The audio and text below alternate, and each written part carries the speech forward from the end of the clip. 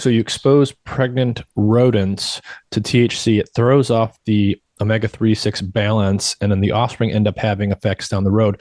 Can you unpack that a little bit more for us? What was the direction of what's the normal balance at baseline between the omega-3s and 6s? Is it roughly 1 to 1? And then in which direction did the THC push things?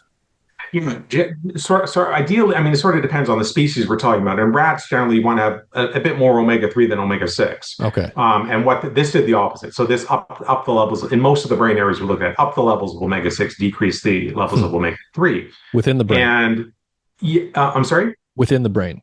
Within the brain, yes. So we've actually developed an imaging system to look at these fatty acids in the brain. Wow. So we can actually visualize the levels of and quantify the levels of the fatty acids, not just omega-6 and omega-3, but all of their sort of downstream signaling pathways as well.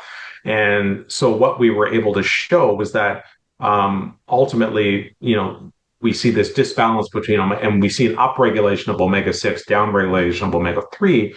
And we have more recently been able to show that a dietary intervention with omega-3 fatty acids was able to prevent a lot of those negative impacts. That paper's coming out in a couple weeks. I see. And so, yeah, so that's really been a focus recently.